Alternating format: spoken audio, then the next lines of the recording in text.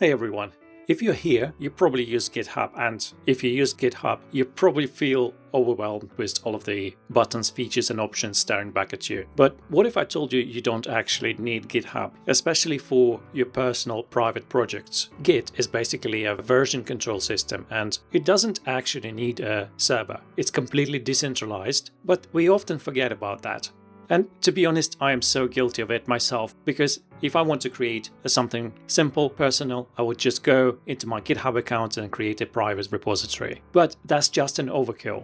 And platforms like GitHub, GitLab, and others are essentially social networks. So if you don't need things like code reviews and issues and code spaces and actions and so on, you don't need GitHub. To demonstrate, let's jump into a console, and I'll use Windows console just to preview that it works everywhere. And let's say I want to create a new GitHub repository. So instead of heading to github.com, all I have to do is create a directory on disk called the name of my Git repository. Go inside the directory and simply type git init.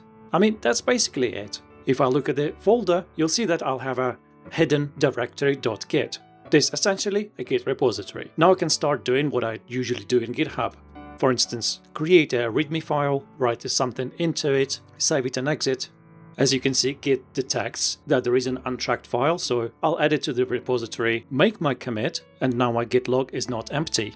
And this is essentially it. I can continue working by editing the file, adding it again, making more commits, looking at the Git log, and so on. I mean, this is essentially it. Works offline, super fast, completely decentralized. And let me just reiterate if you've been living under the rock all of this time. When you clone a Git repository, the keyword is clone. You get the entire history of the repository. You don't need a server. It's not exclusively on a server. You have entire copy and entire history of the entire project. But obviously you can ask, well, what happens if I want to collaborate with someone else? Or I want to make sure that it's not just on my local disk. Well, that's also easy. Well, my machine dies sometimes, or I would like to continue the workflow on another machine or another virtual machine. What I can do in this case is create a repository in some sort of a shared location. Or in this case, I'm using OneDrive just because I have it, but you don't have to. A Dropbox, Google Drive, or whatever will work as well. Then I'll create a directory, let's say cloud repo, just for fun, enter it, and just like before, I will do git init, but add the bear flag.